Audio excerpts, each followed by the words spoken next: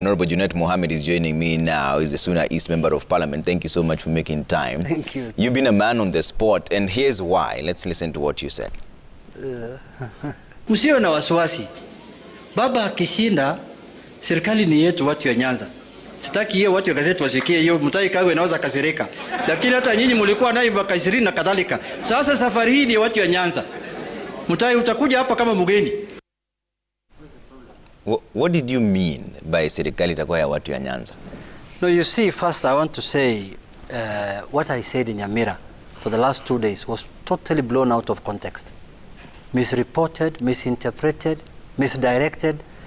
You see, we were in Nyamira County. We were doing a function there, which is Gusii land. And I was basically, you know, campaigns are local. I was basically addressing the local people of Kisii there, the Gusii community. That this time, as people of Nyanza, we have an opportunity to lead the country. One of us as Nyanza people might lead the country. Yeah. My statement was totally not based on exclusion, to exclude anybody or anyone. That is not our nature as Nyanza people. If I am a minority in Nyanza and I'm included, how can I exclude people from outside?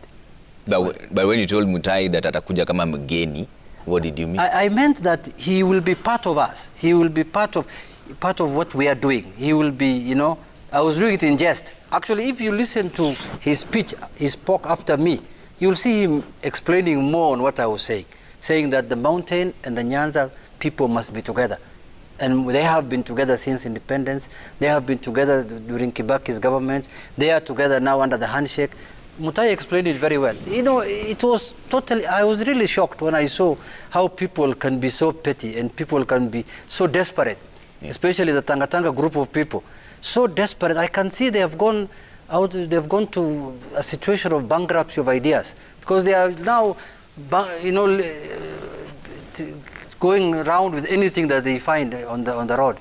You know, I know why they are doing that is because of the visits we have made to the Mount Kenya region, the successful visits Baba has made the last 2 weeks, the kind of reception he has made. So now they are resorting back to their factory settings, which is to sell hatred, to sell Raila fear, to sell such kind of things. But many say that, don't you think utterances like yours are damaging to the Azimio la Umoja if it was supposed to bring people together, right? No, not at all. Not at all.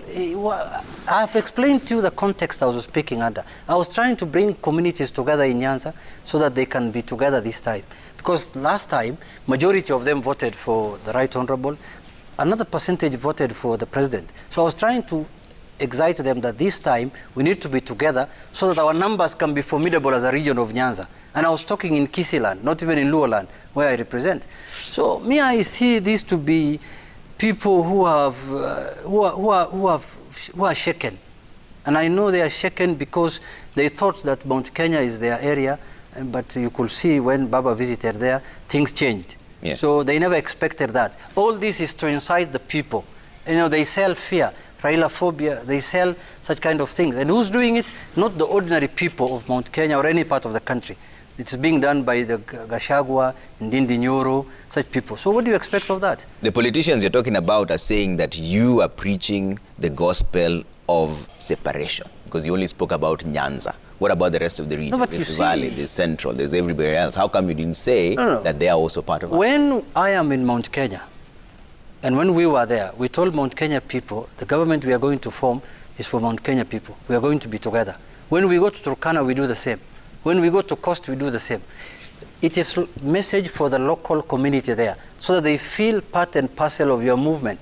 You know, as we are not people who change tunes, change ideas, shooting the where you are this time, like Tanga.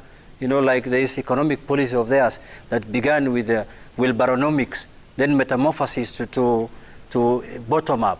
And today I was seeing them launching sex workers circles. We don't change things like that. We stick to every community, we give them the rightful information that we have for them. Yeah, but the MPs are saying your utterances are equivalent to hate speech, Honorable Junet. I never talked about any community isolating any other community or fighting another community. I talked about region, Nyanza region. Nyanza has how many communities?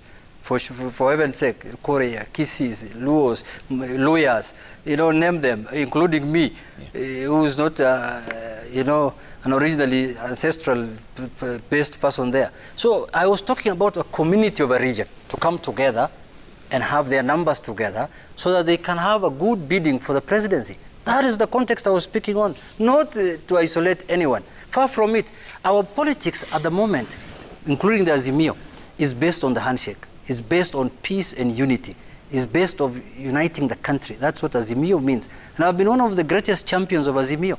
I have been to every part where Azimio happened and preaching unity. How can I be the same person again who will go to Nyamira and tell people that, oh, this government, there's no Republic of Nyanza, we have the Republic of Kenya. We can only form a government for the Republic of Kenya if we get an opportunity. So what is your message to the people who feel secluded by your utterances? I think the people who are feeling secluded are the normal ones, the ones who have secluded themselves, the ones who don't believe in unity, the people who oppose the handshake. Those are the people who are shouting at the top of their voices. But the people who are in the handshake, the people who believe in the uniting this country under the leadership of the President and the Right Honorable Prime Minister know what I'm talking about. They know me very well. They know my position. They know my stand on issues of unity. So how will the ODM party then unify the people? Because this already is starting to create a bit of division. Not what at is the all. plan going forward? Not at all, not at all. The division that's being propagated is by certain people, I told you, the Tanga group, who don't believe in this unity agenda that we have for the country. They have secluded themselves. They don't want. When the President brought the initiative to unite the country under the handshake with the Prime Minister, they secluded themselves. When we brought the Azimio la Umoja, they secluded themselves. These are people who have their own agenda. They want to have a government that is of their own. They will tell you it's government of Mamamboga, Boda. They will never tell you it's a government of which people, which communities, and which regions. They will just tell you it is Mamamboga. So Kenyans will decide who that person will be. Okay. How then will you balance this? Are we likely to see a running mate from the central region? You see, that's a decision that will be made at the appropriate time. But you see, everyone must be included in any government. And you see, the leader that is leading us, who is Honorable Raila Odinga, his track record is known in terms of uniting the country, in terms of fighting for the rights of the people, in terms of making sure everyone gets what belongs to him. He's the father of devolution. He's the father of the new constitution. He's the father of multi-party democracy. That is the kind of leader that we are following. And I can guarantee you, like, what I see like today happening in the country, where I saw a member of parliament walking around with the deputy president, Jane Kihara, profiling communities and saying that they don't do this, they don't pay rent. If I was to do that in a platform that I'm sharing with the Prime Minister, I can tell you I'll be banished. You'll never see me again in any podium with him. Yeah. So he's a leader who believes in just society. And that is why he's talking about creating a social welfare state for the country in 2022. There's a statement here from Kimani Ichung'wah as we close this. He's saying that misreported, misquoted, Honorable Junet Mohammed should simply apologize. Don't use others to excuse your running mouth, exposing your deep-held disdain for others and your ODM ideology of division and violence. You know, my brother Kimani Ichung'wah, we go a long way with him. This is one man in 2017 when he was the Supremo in Jubilee government. When the government took away my bodyguard, he told me to go and look for men in black in parliament. So the shoe is on the other side for him today. I pray for him that he does well where he is, but he can be worse than any dictator that can form a government in this country. We know each other properly. All right. Thanks for making time, Honorable Junet Mohammed, Suna East Member of Parliament. There